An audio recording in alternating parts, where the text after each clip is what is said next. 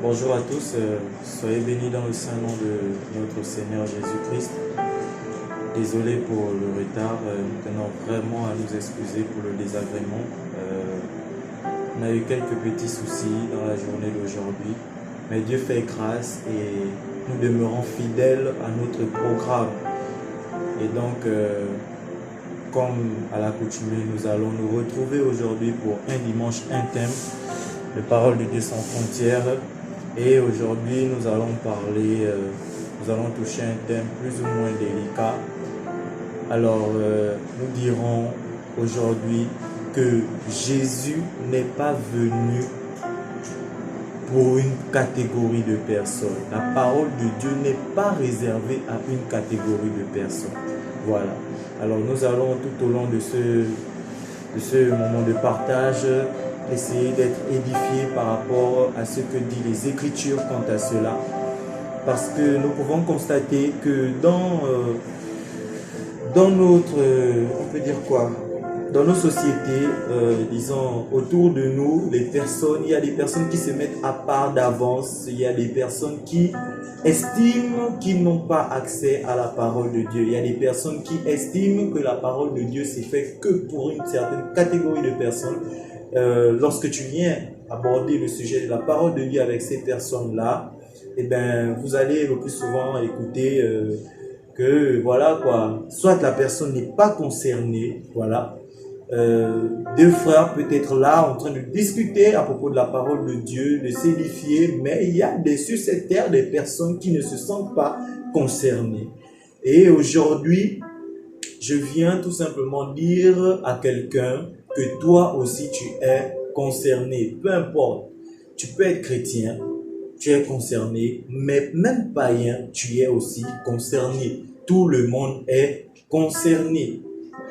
Eh bien, la plupart du temps, ça arrive beaucoup à ceux-là qui sont païens. Ceux-là qui sont païens, qui ne sont pas convertis, ce sont eux qui pensent que la parole de Dieu, ça ne leur engage pas trop parce qu'ils se disent ne pas être de cet univers-là. Eh bien, mon frère, tu es en train de te tromper. Tu te trompes parce que la parole de Dieu ne dit pas cela. Bien-aimé, la parole de Dieu, c'est pour toi. La parole de Dieu est accessible à tout le monde. La parole de Dieu est là, beaucoup plus pour ceux-là qui ne connaissent pas Jésus, pour ceux-là beaucoup plus qui n'ont pas encore accepté le Seigneur dans leur vie. Voilà. Donc, il faut déjà savoir cela. Il faut déjà savoir cela. Alors, j'espère que pendant ces moments de partage, nous allons tous pouvoir être édifiés par le moyen de la parole. C'est vraiment important que nous tous, nous puissions, n'est-ce pas, être éclairés là-dessus. Amen. Je prie le Seigneur qui puisse nous conduire pendant ces moments.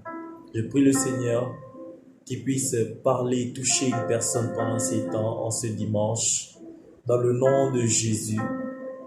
Amen. Alors, la parole de Dieu déclare dans Matthieu 15, à partir du verset 22, « Et voici une femme cananéenne qui venait de ces contrées, lui cria, « Aie pitié de moi, Seigneur, fils de David. Ma fille est cruellement tourmentée par le démon. » Il ne lui répondit pas un mot, et ses disciples s'approchèrent et lui dirent avec instance, « Renvoie-la, car elle crie derrière nous. » Et le verset 15 le verset 24 nous dit, « Il répondit, je n'ai pas été envoyé qu'aux brebis, je n'ai été envoyé qu'aux brebis perdues de la maison d'Israël. » Je n'ai été envoyé qu'aux brebis perdues de la maison d'Israël. Lorsqu'on va aller lire toujours dans le même élan, nous allons aller regarder Matthieu 18 à partir du verset 11. Voilà, on va y parvenir. Matthieu 18 au verset 11. Tu es ô Saint-Esprit. Matthieu 18 à partir du verset 11 nous dit ceci. Car le Fils de l'homme est venu sauver ceux qui étaient perdus. Car le Fils de l'homme est venu sauver ceux qui étaient perdus. Alors, nous avons lu Matthieu au verset du chapitre 15 au verset 24, Jésus dit, je n'ai été envoyé qu'aux brebis perdues de la maison d'Israël. Et on écoute légèrement l'histoire. L'histoire nous fait comprendre que la femme, elle avait une fille malade, elle s'est rapprochée de lui, elle a supplié et les disciples ont dit, il faut la renvoyer, renvoie cette femme. Car cette femme, normalement, elle n'est pas des leurs. Voilà. Elle est censée être considérée comme étant une païenne. Elle n'est pas des leurs.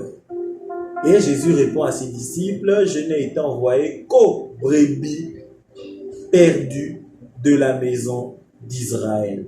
Qu'aux brebis perdues de la maison d'Israël. Alors, ici, je veux juste souligner ce fait, mon frère.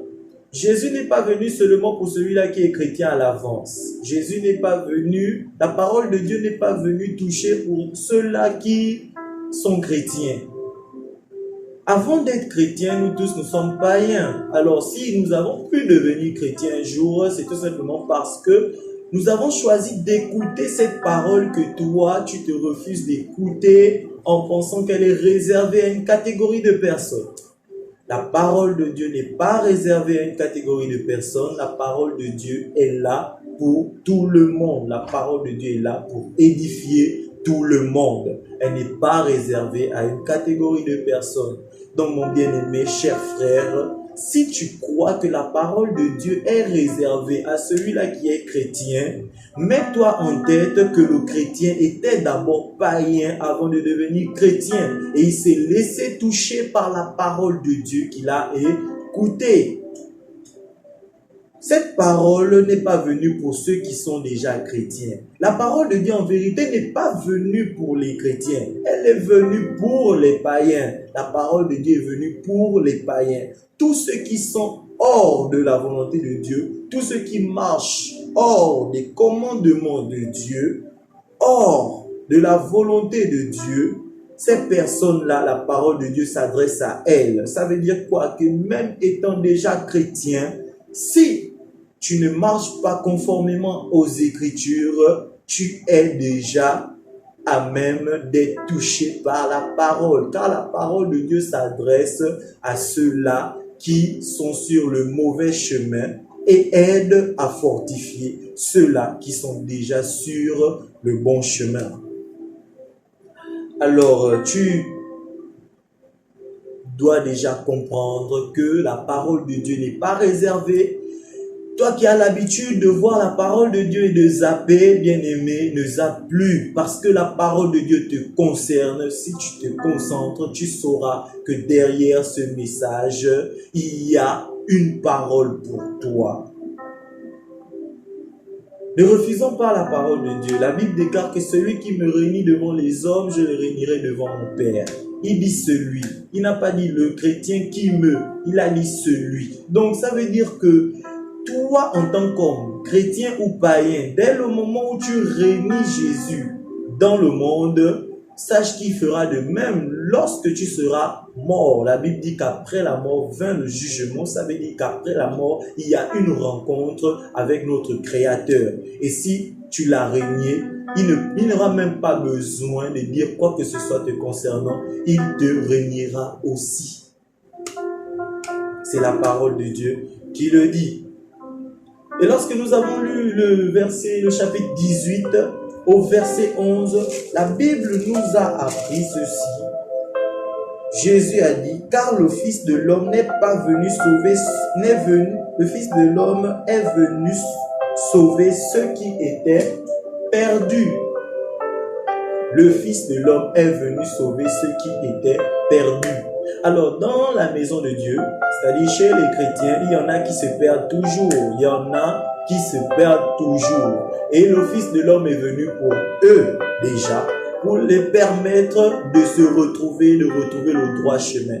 Et maintenant, dans le monde, il y a les païens. Les païens sont ces personnes-là qui marchent selon leur propre volonté. Ce sont ces personnes-là qui se fixent leurs propres règles, qui ne sont pas régies par la loi d'un Dieu, le Dieu que nous prions, le Dieu Jésus-Christ, le Père aussi. La Bible dit en Jean 10 au verset 27, car le Père et moi nous sommes un. Celui qui accepte Jésus a accepté le Père. Le païen est celui-là qui marche hors de la loi de Jésus. Et donc c'est cela déjà qu'il faut que nous puissions, n'est-ce pas, savoir. Nul n'est libre de ses mouvements sur la terre. Nul n'est libre de ses mouvements sur la terre. Nous tous, nous dépendons de la parole de Dieu. Mais ça, c'est quand nous faisons le bon choix. Toute chose a été créée dans un but et toute chose qui existe, il existe donc le Créateur. Personne n'est venu ici de lui-même. Alors, lorsqu'on crée quelque chose, c'est bel et bien pour un but. Si on crée un stylo, c'est pour écrire. Si on crée un téléphone, c'est pour appeler. Si on crée l'homme, il y a un but. Le but de l'homme est qu'au final, il doit se retrouver avec son Père. Mais pour se retrouver avec son Père créateur, il faudrait qu'il marche dans l'obéissance sur la terre. Car nous tous, même en tant qu'hommes, personne ne peut accepter que son enfant grimpe sur lui. Donc, personne ne peut accepter que son enfant dirige la maison à sa place. Non. Il y a bel et bien la place du père, il y a la place de l'enfant, il y a la place de la mère, il y a la place de l'enfant. En toute chose, il y a une personne qui doit donner des ordres et il y a une personne qui doit obéir. Donc, si nous sommes sur la terre, c'est tout simplement pour obéir à ce que Dieu demande que nous fassions. Et ce que Dieu demande est écrit dans la parole. Jésus-Christ est descendu apporter cette même parole et montrer au monde entier que cela était possible, car lui, il est le seul homme qui n'a pas péché. Donc ne te dis pas que la parole de Dieu ne te concerne pas, bien-aimé, la parole de Dieu te concerne. La parole de Dieu te concerne bel et bien. Nul ici ne peut, n'est-ce pas, dire qu'il n'est pas concerné par la parole de Dieu. Ce serait une erreur grave. Alors, lorsqu'on va toujours pour lire Romains, on va aller lire Romains 10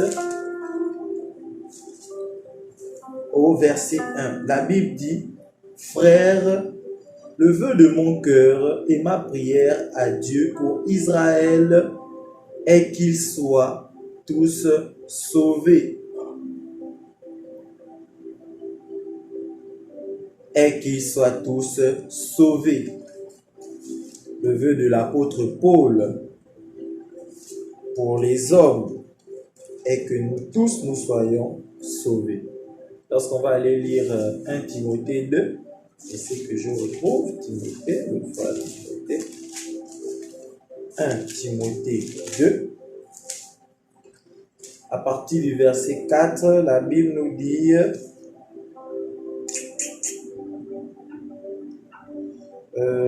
cela est bon, ça c'est le verset 3. Agréable devant Dieu notre Sauveur. Voilà. À partir du verset 3, allons-y. À partir du verset 3, la Bible dit, cela est bon et agréable devant Dieu notre Sauveur, qui veut que tous les hommes soient sauvés et parviennent à la connaissance de la vérité. Voilà. Dieu dit, le désir de Dieu, c'est que tous les hommes, sans exception, tous les hommes soient sauvés et que tous les hommes parviennent à la connaissance de la vérité. La Bible dit, mon peuple périt faute de connaissance. La même Bible dit, vous connaîtrez la vérité et la vérité vous affranchira. On accède à la vérité par le moyen de la parole de Dieu. Bien aimé, on accède à la vérité par le moyen de la parole de Dieu. Vous connaîtrez la vérité et la vérité vous affranchira. Donc, bien aimé dans le Seigneur, il est important, vraiment, il est important déjà de pouvoir se mettre dans la peau là, n'est-ce pas, de ces personnes-là qui recherchent la vérité. Vous connaîtrez la vérité et la vérité vous affranchira. Le désir de Dieu est que tout le monde soit sauvé et accède à la connaissance de la vérité. Ça, c'est le désir de Dieu. Donc, toi, homme, quand tu écoutes ces paroles, penses-tu que Dieu, véritablement, lorsqu'il met en place, lorsqu'il laisse les hommes le soin d'expliquer les Écritures, de comprendre les Écritures, il le fait pour qu'une personne puisse savoir de quoi il s'agit? Non. Tout le monde a accès à la parole de Dieu. Tout le monde. Donc, les bien-aimés, c'était des moments de conseil. Vraiment, ça m'a touché de voir qu'il existe encore des personnes sur la terre qui refusent d'écouter la parole de Dieu. Sous prétexte qu'ils ne sont pas chrétiens, qu'eux ils ne prient pas, que ça c'est pas leur affaire. C'est dommage, c'est vraiment dommage. La Bible dit qu'après la mort vient le jugement. Car après la mort vient le jugement. Donc ça veut dire que, vu que nous tous on meurt, ça veut dire que nous tous on sera jugés. Et si quelqu'un pense que la parole de Dieu ne l'engage pas personnellement, c'est une grave erreur. Vraiment, vraiment, je vous le dis sincèrement, c'est une grave erreur de penser cela. Donc, c'est cela qu'il faudrait que vous puissiez savoir. La parole de Dieu n'est pas réservée qu'à une seule personne. La parole de Dieu n'est pas réservée qu'aux chrétiens. La parole de Dieu est réservée à tout le monde, sans exception. Encore moins, c'est beaucoup plus les païens. La parole de Dieu s'adresse aussi beaucoup plus aux païens. Car Jésus a pu dire aux disciples, allez et faites des nations mes disciples. Jésus utilise tout simplement ceux qui étaient païens, qui ont compris la parole, qui ont changé pour donner la parole à d'autres. C'est une chaîne. C'est une chaîne.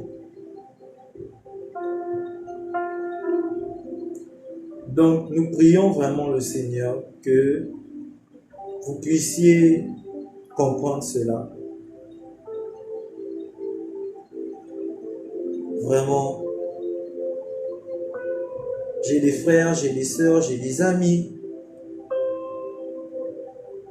qui ne se sentent pas concernés par la parole de Dieu.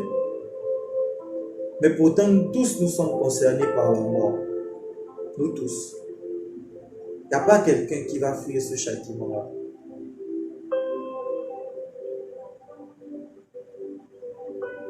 Mon conseil, ma prière, c'est que chacun, nous puissions comprendre qu'on ne joue pas avec la vie.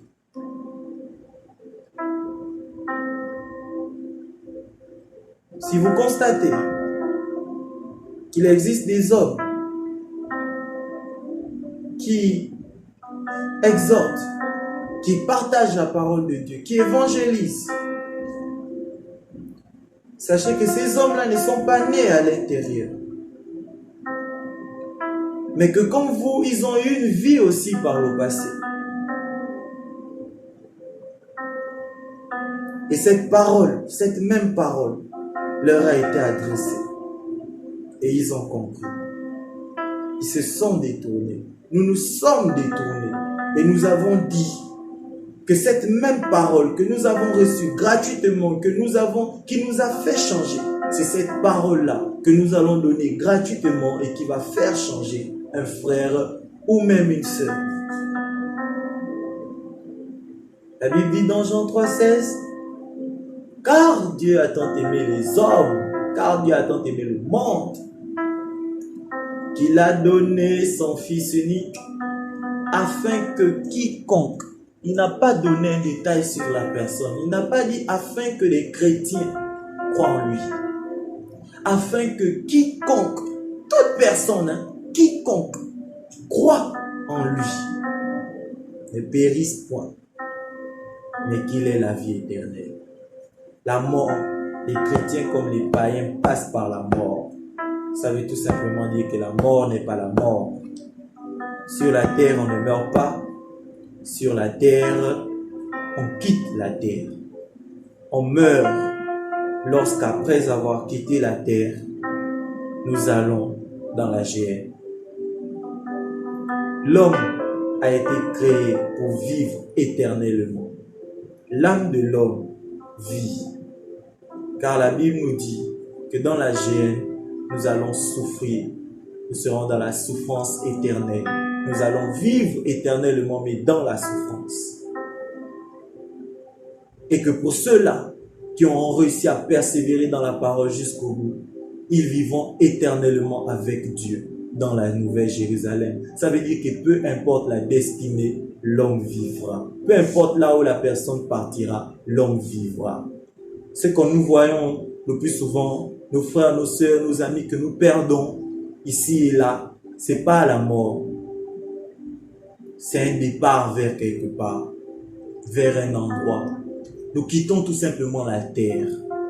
Notre enveloppe charnelle nous lâche, tout simplement. Le reste, la vie continue, mais quelque part, afin que quiconque croit en lui ne périsse pas, afin que quiconque croit en lui ne parte pas dans la souffrance éternelle, mais qu'il ait la vie éternelle. Croire en Dieu, ça dépend de toi.